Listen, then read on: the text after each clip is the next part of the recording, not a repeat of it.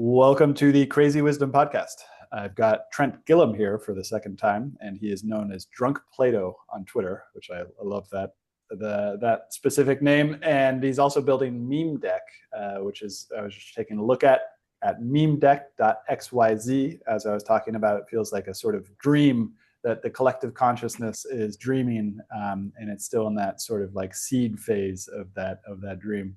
So we're going to have a great conversation about media and AI and a whole bunch of other stuff. So welcome to the show. Good to be here.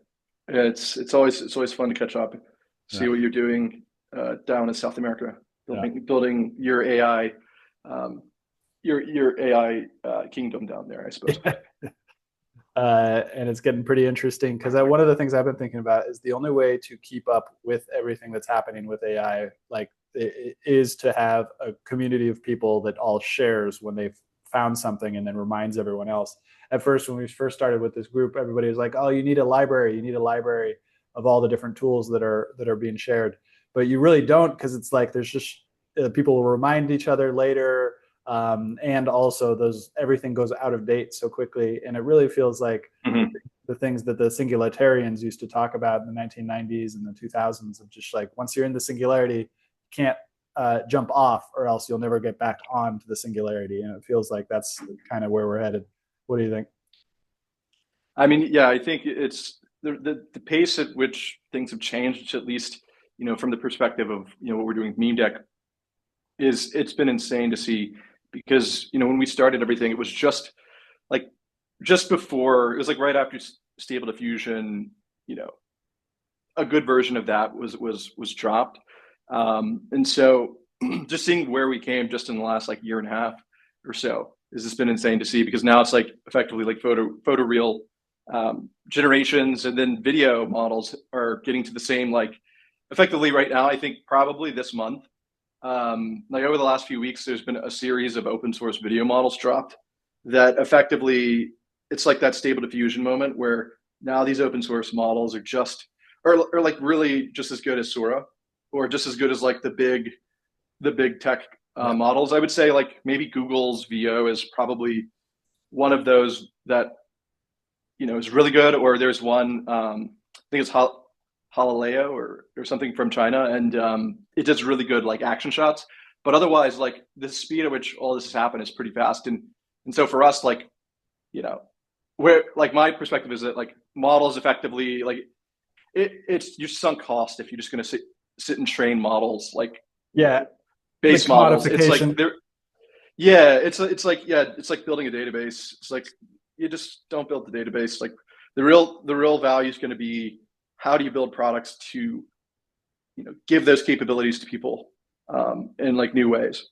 That's where all the alpha is going to be. And I've been doing a deep dive on the history of technology, particularly personal computing and the rise of the internet. And we've been having a lot of conversations about how this is 1994 or 2000, that we've already reached the age where because that's where you were just talking about, the foundational models are all commoditized.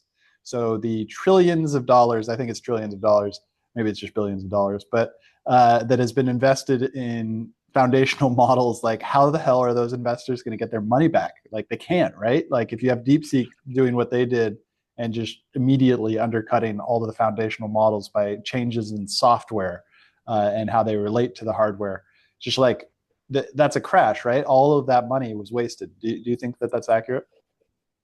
Yeah, I mean, I think there's a few things. There's Elon. I think Elon in a way is trying to keep the GPU narrative going. Oh, interesting. With the Grok stuff, because effectively, Sam, there was this moment a month or so ago, right around, maybe, I don't know when DeepSeek came out.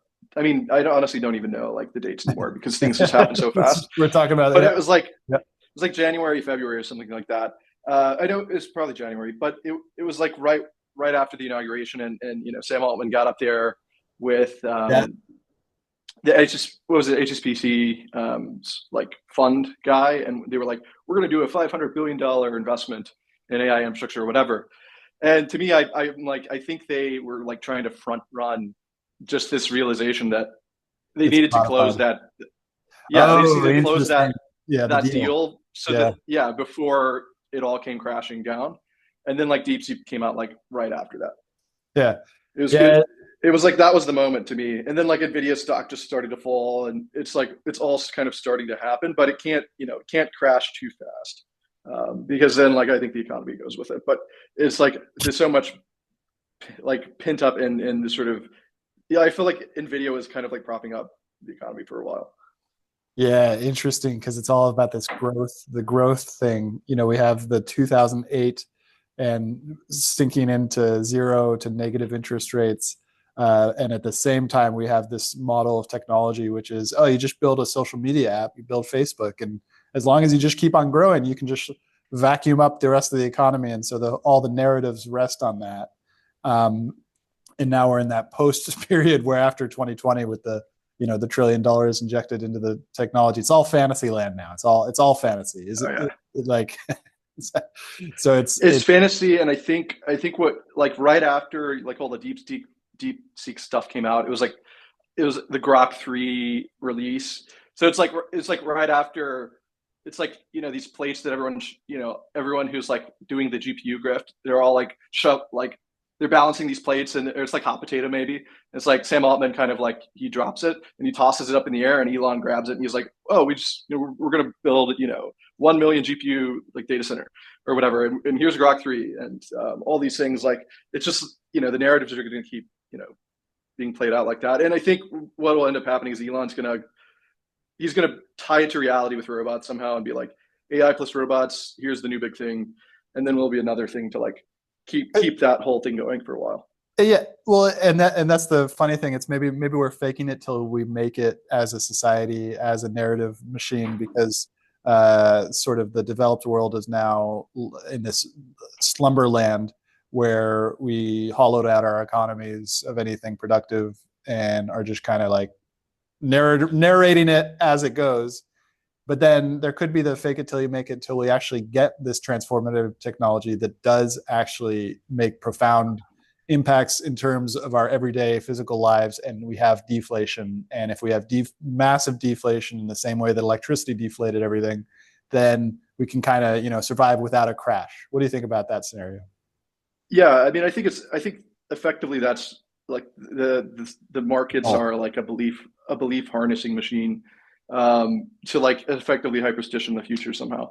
And so in a way, like I think that's just the way it goes. It's like the mechanism or the function of it, and you get the bubbles because like effectively I call them blowouts, where this sort of perception of reality and reality collide, or like this sort of like inflated view of reality and reality collide at some point. yeah, yeah.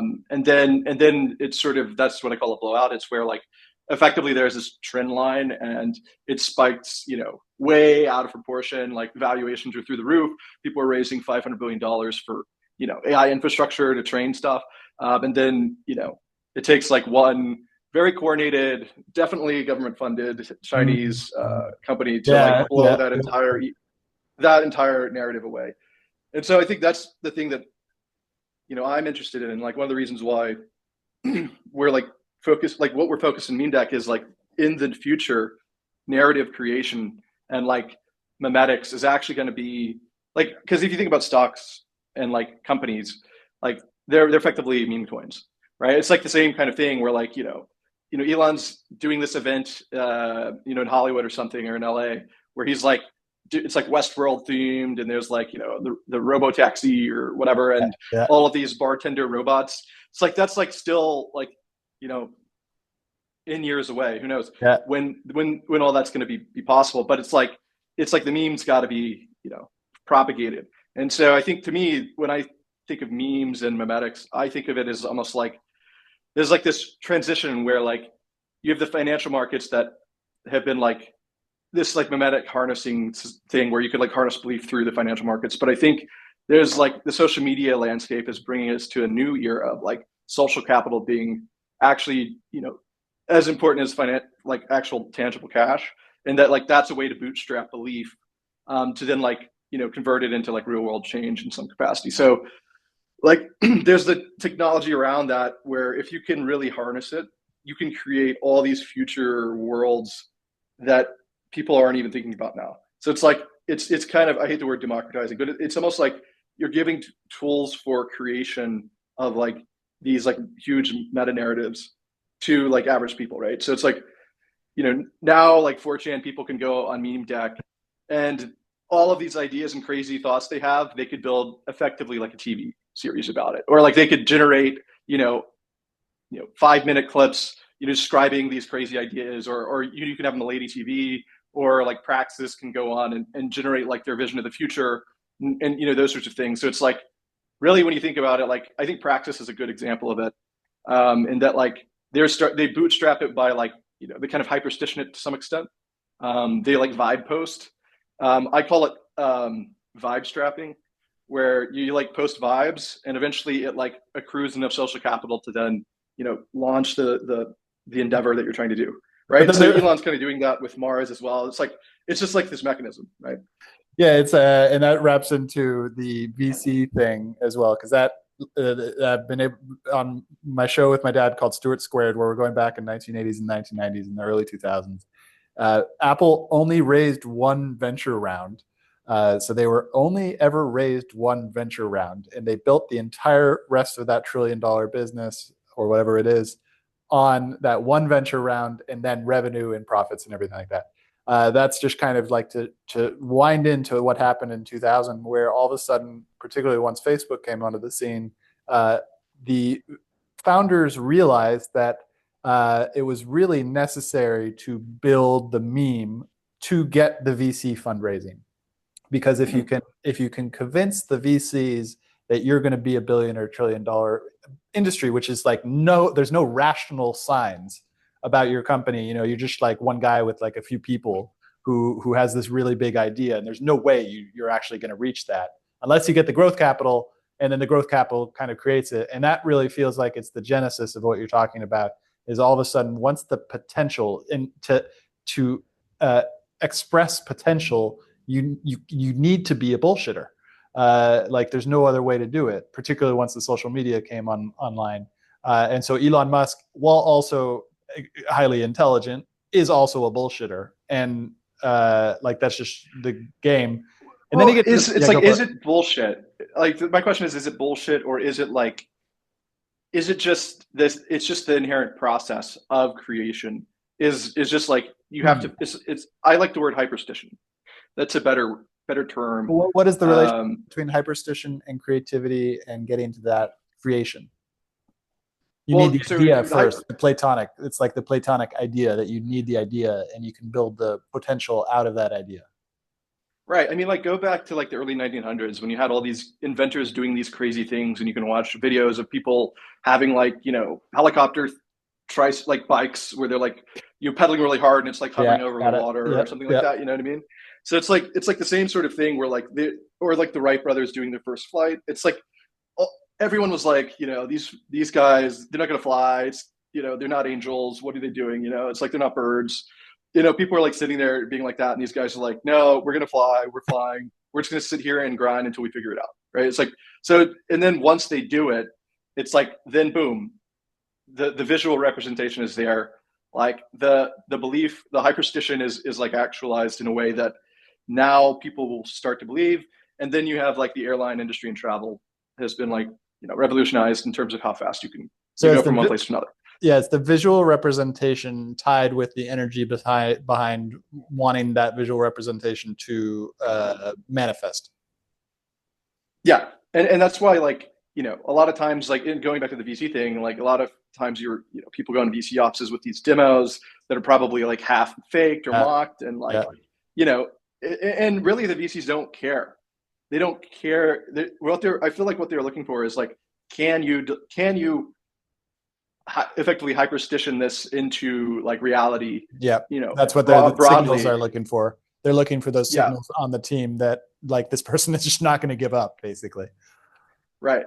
And I think that's the thing. So that's my only sort of, that's the reason I stepped in with the bullshitting thing. It's like, I think it's part of the process, and I think only it's called bullshit whenever it either takes too long, or people want to attack the guy, or like they end up not you know playing it out, or achieving it.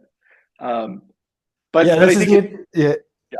it's the interesting thing with Sam Bankman-Fried, right? Because going back and looking at Sam Bankman-Fried, he had made an investment in Anthropic, and so if he had not got through the bankruptcy and he had hold on to the stock, all of his bullshitting would have been, and like even if he had gone to jail, if he had not declared bankruptcy for his company, just that Anthropic investment alone would have paid off everything, would have made all of the Yeah, investors whole. And it's so it's meme warfare. This would be a really interesting thing to get back into, because that is like, I've been thinking a lot about, the CIA, the intelligence agencies, how they were not only them but DARPA essentially created the information age. We live in this information age that was built by intelligence agencies, and so intelligence agencies were the first kind of forward thinkers to think about that this is where we're headed. We're headed for the information age, and the rules change when we get to the information age, and we're all living in that now, and it's like undeniable. We've got the industrial age in the background doing all the factories and all the everything like that, but the information age is now where we're at. And so the rules change, and meme warfare. And you mentioned the thing about China is really funny, because I've been talking with my dad, I've been talking about with other people, like about what is the relationship between the CCP, and I'm like, guys, it's obvious. Like, they're all over this thing. It's like this is a prime national security issue, and CCP is definitely all over that. They think about it like that. And then, but a lot of people are just kind of like, no, it's the open source company. It's this, hedge fund out of China. They're not yeah. related to yeah. What's your take on all that? Yeah. Well, I mean, to me, like I've kind of firsthand, I might have mentioned this before to you, like firsthand had like this experience with the China financial apparatus, Uh, in like a previous startup that I was working with, um, and like it was just one of those things where you find that the tentacles from like China, from like the finance perspective, and like VC capital and yeah. things like that, it all ends up falling back to Beijing. And so like people can make these claims, but at the end of the day, like I think it was either the Panama Papers or one of those paper drops from like Yeah. I think it was in 2019 or something. Um, like I started reading articles and saw that a lot of like the Chinese covert influence, like effectively all of these shell companies you could Yeah. track back to Beijing. And so I was like, let me look at this one company that, they were trying to wine and dine us to invest and like, have a Chinese office and stuff. And I looked, and lo and behold, going through this like Cayman Island org, it goes to like somewhere in the Pacific, and then it goes back to Beijing. And I'm like, okay, yeah, so that's definitely one of those operations. And I think that's just like the norm. So it's like for me, whenever I see anything, if it's in mainland China, 100 million percent, it's like definitely like sponsored by in some capacity, Yeah. from the party. But even like I always joke about Canada being like a CCP like shell company, Yeah. and I think Probably that's one right. of the reasons why Yeah. like Trump is like, you just got to be a state, guys, because we can't have like this Oh, CCP shell company being like right there. Like that's no good. and that ties into the Five Eyes type of thing, because Trump recently wants to kick Canada out of the Five Eyes. When, for those listeners who I don't know, Five Eyes is a intelligence agreements between United States, Canada, UK, Australia, and New Zealand. It's very Tolkien-esque, which makes sense because the British. I'm about to read this book that goes into the British intelligence, which is, they basically just handed off all of their really important understandings for the last 150 years to the United States, and then built this intelligence apparatus that all shares information. So it's like the game is over. We, like the United States, 1960s, all those original creators of the intelligence agency were like, yeah, we're about to do this gnarly stuff because we need to protect democracy. So we're going to do this gnarly stuff, but we're going to make sure that it never goes back on the American citizens. And that's all over. Like Obama killed that. So it's like we're all, it's all happening all the time, and it's just a reality. Mm-hmm. And so Canada as a shell company for it, I got this great reminder when I was doing my first startup in 2013, before I kind of realized the way that the world really worked. And I pitched these Chinese investors who were in some sort of accelerator in Santa Clara, and it was the guys from Tsinghua University. And I'm really glad that our app was totally shitty and that they would have never invested anyway. But imagining they could have invested like all of those tentacles, and it's just so crazy because it like goes from every country. There's all these countries who have their own information age, and they're all like professionals at it, and so they're all working together. I don't really have a point here, but I don't think Well, that's what we're talking about. I, But I go. used I used to have, or I think I tweeted this out recently that co-working spaces are actually a CCP op, so that like when you're at the water cooler, you'll bump into the CCP girlfriend, who will like become your girlfriend, and then like you'll Yeah, leak the all honey of trap. your AI secrets. You know what I mean? It's like it's a joke, but it's like that's the sort of way I think people in this sort of information warfare environment, you have to almost think that this is the way that these operations are going to go, because it's not Yeah, going to be like it's not going to be like old CIA ops. These are like new yeah, soft warfare kind of tactics and stuff. soft So warfare. it's like yeah, it's all soft warfare, and like and I think what happened, maybe this is one of the reasons why Obama ended up like, I forgot the name of the like, or what it was that he repealed, but uh, there's like, it's just slipping from my mind, but effectively it's like the intelligence like intelligence services can now effectively do information and psyop campaigns internally in the US. So, Yeah, but I think that there was a reason for that, and it was just because like now that all of these other countries around the world were sort of like getting good at oh, information interesting. warfare, like we had to like counteract that by now we have to information warfare Americans, because if we don't, then like these other countries are going to information warfare them, right? There's like it's like one of these. It's like a defensive move almost in Yeah, my mind. So and I that's see it as from that perspective potentially, right? There's like multiple ways to view it. You could go like conspiracy, super conspiracy mode, but I think there's like practical reasons as yeah, well. interesting. And it because that's the ultimate sort of dilemma that we rest in, is that it's not a nation state anymore. It's not about nation states lobbying millions of people against another country, although that could happen. But it's now more the battlefield rests inside of a mind, inside of an individual's mind, and the way that the individual connects with the whole, their community. And that's a strange place that we just entered. But like the battlefield rests in the mind, and the mind does not have a border around it. Like because now, particularly now that we're 30 years into the internet, it's like the internet itself allows for the mind to become extended across nation state borders and across cultures. The culture still matters. The West still matters in the sense that that's like our upbringing. But like the difference between France and the UK, it's like, okay, yeah, there is a difference, but it's a much smaller difference between that and the difference between China and the United States. Like I don't understand China. I have no idea what's going on there, and I've lived there. It's not like I know nothing about China, but it's like the time it would require me to understand China is 10, 15 years, something like that. Whereas I could go to live in France. I can pick up the France cultural codes really easily. There's take me about 2 weeks basically to get all the not the full nuance, but enough nuance to not piss off anybody. Any thoughts about this in the sort of information age? It's just the battlefields in the mind. Like what happens after that? Well, I mean, I kind of think of it in terms of how like all of this, like the internet was all DARPA funded, and like Hmm. pretty much all of the technology, like even social media, Yep. right? It's like one of the first, one of Yep. the first checks in one of the big rounds for Facebook was, um, man, I'm just slipping all these like details, but InQtel, that was it. I think Yep. it was InQtel was in one of the rounds. And so there's a part of it where like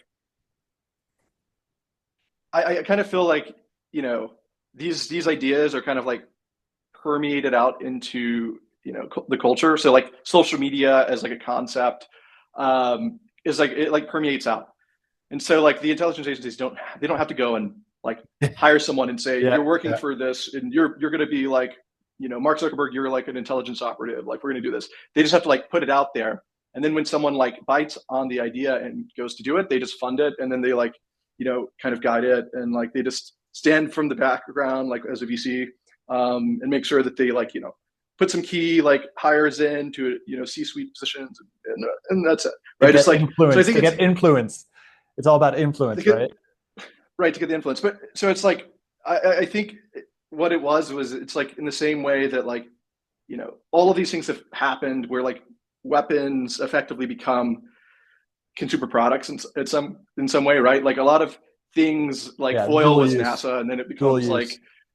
NASA needed foil for like the moon lander, and then it's like, now we can do all this stuff with foil and like, whatever, wrap stuff and put it in the fridge and whatnot. But it's like, I think that this happens in like the information warfare angle as well, which is like all of those tools are being like brought down into this level where now you have like these memetic collectives that can come up and like leverage the tools of social media, right? And so I think you can see certain things that embody this, which is like the GameStop short Yeah, sell yeah. like thing with Roaring Kitty and all of that.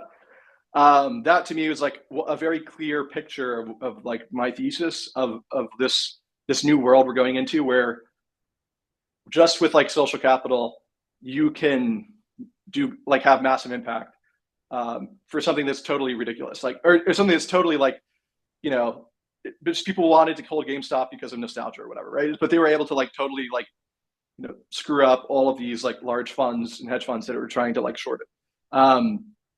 And so to me, like that's a very interesting thing, because it's like Yeah. it was like a thing that spread like a wildfire. And social media and the internet kind of enabled that. And so that's like, the system that was built and originally for like, controlling everyone around the world through like social media and like algorithmic like feeds and stuff. And then suddenly like, on It Reddit, escapes the Pandora box. it is, Escape.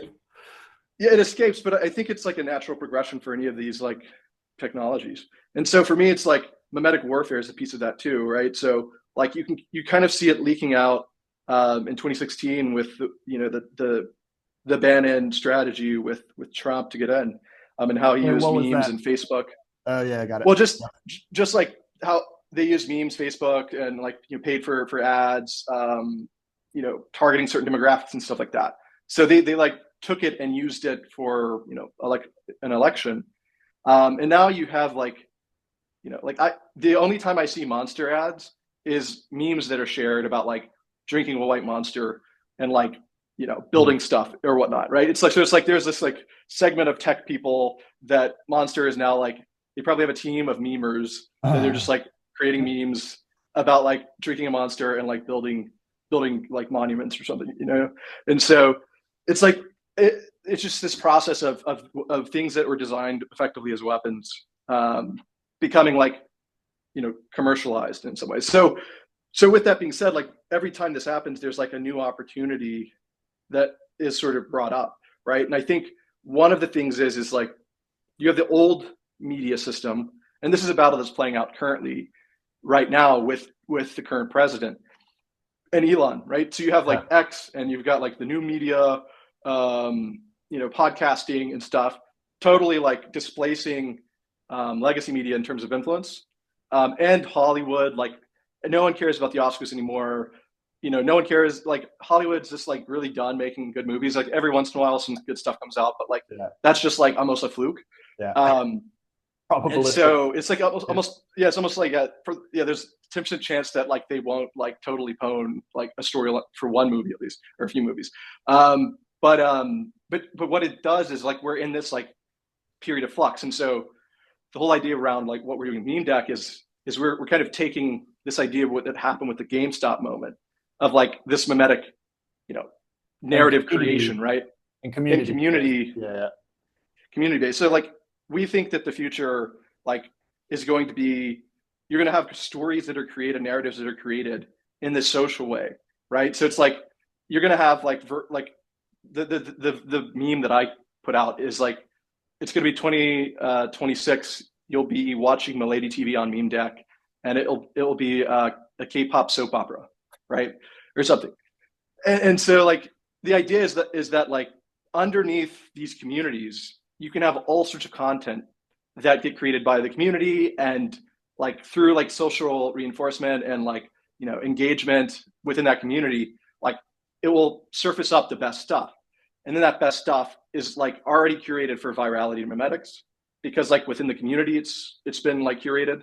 And so you effectively have, you know, thousands of people like that are contributing, you know, maybe remixing and like, you know, creating content. And then once it goes out, you're going to have content that is so novel and interesting that, you know, the whole Hollywood system where it takes, you know, 3 years to put a movie together and like one guy's writing it with, or maybe like a small team of people.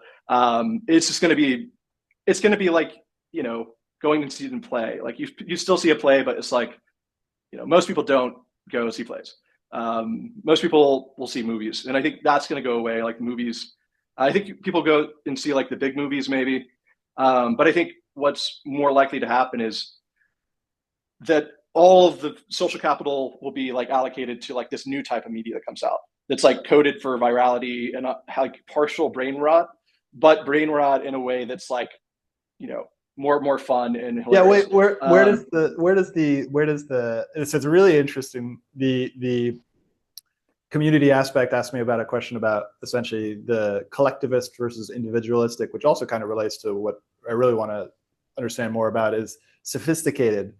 You know, Hollywood was sophisticated at some point and then created the illusion of sophistication, which I think is what's going on with culture in general at the moment, which is just like, it's this just a shadow of sophistication, and real sophistication, although maybe it never was. Like, where does that fit? Because I want a movie about Constantinople that hits me in the same way that Gladiator hit, in terms of, oh, that's the Roman Empire, that's the modern version of the Roman Empire. I want something with Constantinople, and there's no way Hollywood's going to make it. So when can I just meme that into existence? And at what point does and can it be sophisticated, or is it just going to be this sort of like, you know, hokey image thing that just really fits in with the viral receptivity of a certain group? Well, I think it's going to be, you're going to have a mix of things that get created in this new era, Yeah. right? Like I think you're going to kind of have this like media will be like adapted to all these different form factors, and you can already see it kind of happening. Like you see these edits on like TikTok, or I don't really good on TikTok, but I see like a repost on X of like a movie from like the 1980s, but it has like this really, you know, it's like a 1 minute edit with like all the most epic shots, Yeah, with like a great like beat underneath it, and like that, it just gives it gives the vibe of the movie, and it's like this is fucking cool, right? Yeah. It's like, I think in the same way you're going to have, it's like the reverse of that, where it might start with that, but as you accrue social capital, it will like become this thing where like, you know, money will be spent. And so the way I kind of think about meme coins, or like the phenomenon behind meme coins, is that it's effectively the same process as like, you know, what Elon's doing with going to Mars, right? Like, but it's just so like Wild West that you have people that are just like rugging everything. But I think there's always kind of that thing. It was like ICO summer in 2017 or whatever, where like there were just white papers being dropped that were like copy and paste from like another one with like a little bit of edits or something, and they were get it like, you know, a $50 million hilarious raise or something. Yeah, but it's like, and then it went nowhere because no one, there's like the protocol had like no demand, or there's like really nothing coming out of it. But there's this other thing of like, if you can like build that social capital up front, and then once it reaches a critical mass, there's a value associated with that, or like a token associated with that. Then you can leverage that to like, you know, pay your community members to actually produce the content for you. So like, that's like one thing we're trying to build into Meme Deck, is this idea, like everything is a deck. Think of a deck as like a subreddit, but it's around like a character, or, you know, a vibe or a project. Like I have one called Wizard Posting, which is this one that I created just so I could train a model on wizard stuff and create like, you know, videos of wizards in the modern day doing stuff, like, you know, like mowing their lawn, or, you know, sitting in the subway in New York as like a homeless person's yelling at them. And it's just like really like random content. But the idea is that, you know, if for example, that Wizard Posting deck that I just trained like the other day, if people are like into that, and more people came on and started producing content, the idea is that the deck has a wallet of Riz, which is our like internal token, and we can reward people that are producing content in Riz, right? And so like if you and you can also donate to a deck. So you can have like people donate Riz to a deck, and then the admins of the deck can say like, okay, this guy's producing great content. Let's like incentivize him. Let's give him some Riz. And eventually you can imagine like projects coming out of that, and like, all right, let's do like a pilot for something, right? Like, let's do a pilot of the Constantinople, like, I don't know, like an anime version of the story of Constantinople or something like Yeah. that. Or, you know, and the cool thing is like once you have that story like framed and laid out, the way the system works is like you could switch it straight to be cinematic. Like there's a style selector, so it's Cool. like you can do the anime version, you could do like, you know, different versions, stuff like that. So the way I see it is like remixing, and you already see it with memes, right? Like there'll be edits of like someone face swapping someone in a movie Yeah. on social media, but I think you're going to have that happen in a different way where like stories will branch, right? Where like you'll have like a storyline for, you know, Constantinople, and you'll have like, you know, one community will come and like make all the characters trans, and the other one will make all of them like Nazis or something, and then the middle ground will be like, you know, the actual historical narrative. But what it does is it goes into this thing we talked about, I think, in the last podcast, which was hyper balkanization, which is that Yeah. we're going to reach this point where like culture ends up being embodied in all these different ways. And so like, and it could be remixed and adapted to like all these different niches. But behind the scenes, it's like one kind of core thread, I would say. So that's where it gets kind of like a bit more abstract and interesting. Is like how can you build those stories that can like change and adapt and remix? Yeah, that's a really interesting point. You gave me an insight into the culture that I've been somewhat struggling with since 2020. The fact that the 2017 ICO thing was a meme coin, but it was all focused on the white paper and the illusion of sophistication. That if you have this scientific white paper, you know, everything like that, and so everybody's raising tons of money for nothing that worked. Like I don't think anything from that time period, except for maybe Ave. Ave probably is the only one. This is a good question. Somebody should research that. But so the illusion of sophistication, now we're at the meme coin thing. And I like this differentiation. It is giving me an insight into how meme coins can create something of value. But then there's this question that's coming up, which is very alive for me because of Malay and the Libra coin and whatever the guy's name was, who did it all. And it's just like that's the Wild West you were talking about. And they actually brought in the snipers, you know, the sniping and everything. And it's just like a hilarious set of circumstances that is, but that like that's just it's this thing that the world and particularly the United States has tried to clamp down on for a long time, particularly because it probably was involved somehow with 1929. With the Great Depression and everything like that. That probably is the problem that the West has tried to figure out, and now it's out again. It's out there again, and it's just like, and I think with the decentralization thing, it's not possible now to put it back in. So we've got this, you know, this like charlatan. Because like, what is the difference between a charlatan and Steve Jobs? Because they both do the same thing, but one actually provides value because of a vision and stuff. But then you got the Bernie Madoff. Bernie Madoff is interesting because he created the technology that actually allowed market makers to do things on their computer. I don't remember the full story, but Bernie Madoff actually did contribute this thing of value. And he was, whatever was inside of him did not feel sufficed by the fact that he was providing this value. Actually, he's doing it the whole time, I think. But he essentially created these Ponzi schemes, which was that he would promise people returns and then he'd get more money. He didn't need to do it because he already had this business that was actually like a fundamental good business that was like really important for finance technology.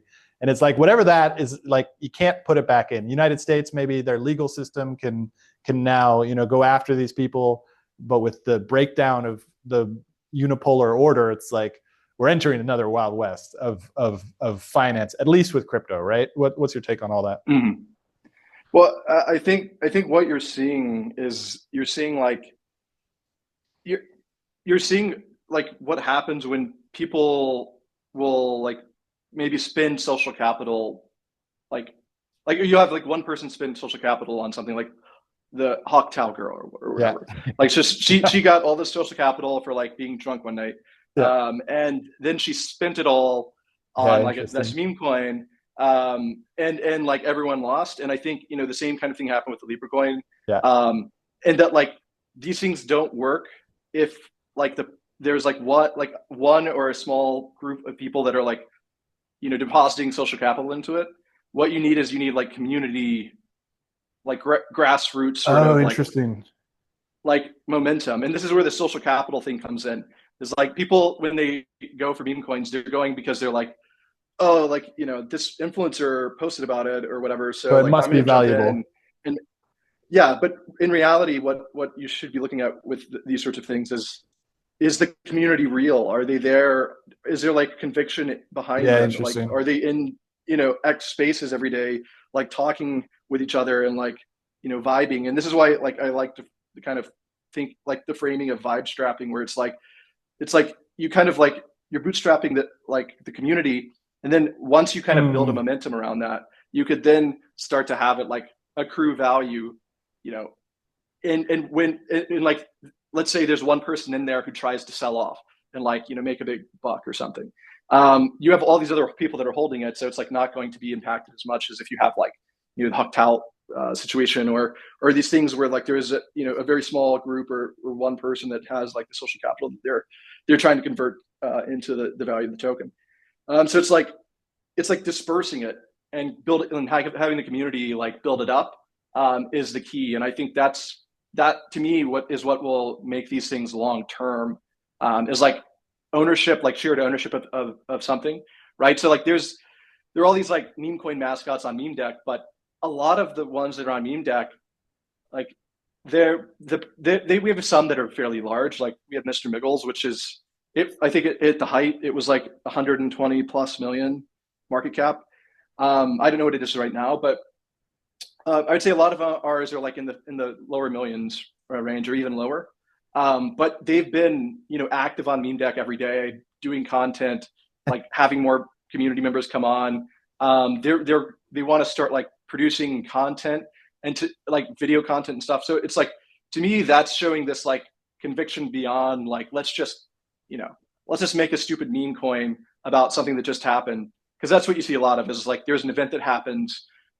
There's all these weird edits of like this big head JD Vance saying Yeah. thank you or whatever, and then the meme coin comes out and it pumps, and everything's crashes after a while. It's like this just keeps happening and over again. So it's like those things are fleeting, but like things that have that social capital from like a lot of people being involved Continue or on the believing in board it apes, like the board continue apes on. guy. Yeah, yeah. Um, And so that's the dynamic I would say that's different. Is like it's the community first. Meme coin is the good version of a meme coin. yeah, Um, it gets into really interesting territory about the relationship between the individual and the community, but also reminds me that that's exactly what the CCP did for COVID, which is and it's not that they didn't invent this. I believe Ryan Halliday invented it. I won't go into that tangent that I want to go into, but he basically you create a bunch of fake media Twitter profiles and give the illusion of community. And that's what happened with COVID, which just our Western internet was flooded with millions of accounts sharing videos of fake videos of people dying on the streets of COVID, from a mhm. disease that does not kill people in the streets. And so but like the faked version of community, but that's a great point you mentioned, which is over time. If you can look at over time whether there's a continued version of community, because like COVID, there was no reason to continue that on. They just shifted to different narratives after the COVID thing kind of died out. It gets to a really interesting question about the memes. So we've got memes like what's on meme deck, but we also have memes like the idea, the narratives, how some sort of narratives take over the collective consciousness. And it's interesting to think about that in terms of what constitutes that, the sharing of ideas across, and the virality of that, and how that fits in with the information age type of thing that we got going on, how it's different I, from. Yeah, go for it. what I was just gonna say, like to me, the only way to really kind of prove that something has like been around for a while, and has been around for a while in like the original form, Mm. is by it ending up on an L1 blockchain of some kind. Mm. So like it being like, inscribed on Bitcoin or something, or on another chain that's going to last. So it's like if you have like, so then you have like this time chain effectively, of like all of the activity around, it could be around anything. It could be around, a meme coin. It could be around like, let's say the meme coin is an embodiment of an ideal, right? There's like communist coin and like, democracy coin, right? It's like, so you could see all the activity and engagement around those two things over time. And I think there's like, to me, like the information age needs to end up in like the time log. Like it needs to be like, that needs to be like What kind of merged things with. are you talking about? Oracles, like oracles identifying things that are going on in the physical phenomenal world and then making them have a space on a blockchain? Well, I think it's a lot of different things, right? Like I Uh-huh. think the only way you can trust the past, in the future that we're going into, is the only source of truth is going to be on a chain that has like, the tamper proof, blockchain model. But And what so what what gets put into it, into the chain? it could, I mean, if you look at certain like blockchains, I think it could be pretty much everything, like all the data. It's just like the current state of the tech isn't maybe at the Yeah, level, yeah. to do that, but I think in the future there's going to be So that's effectively the way in which we have to like, build these things out long term. to give us some sort of grounded in reality, the database. Do you think that because of this thing, which I think you've accurately taken out, is that like reality is going to be fundamentally untrustable, and then so the blockchain with this consensus proof mathematic will somehow allow us to have a root of truth that we can kind of. And do you think that that will convince society move from a database or just our normal databases to actually storing data on blockchains? Because right now that's crazy. Like nobody would choose a blockchain to store data on except for the like a timestamp, right? That's what Mm-hmm. that's what Bitcoin is, right? It's a timestamp of transactions, and that's the use of a blockchain. But where we're headed might actually require databases on blockchains. Yeah, I mean, I don't know if every piece of information needs to be put on chain, but I think Yeah, every piece of information that needs to have any consensus around it probably should interesting. end up on chain. And if you look at certain implementations of like Bitcoin, I think BSV, although like that got sort of, pwned by Craig Wright and his like, you know grift, like you could actually put all this data on there and it was super fast. Interesting. And so like, and you could, so I think there's like models in which you can get this to work. But it's just like, yeah, like I think it's something that needs to be built out over time. And I think that like, even with AI, like how can you have like what data does the AI trust? It's like the AI has to use like the time log information to like really understand reality, or reality in the perspective of like computation, or like, the history of culture. So I think a lot of things will end up on chain, because that's like, how else are you going to give all this information to, these like super intelligences in the future, Hmm.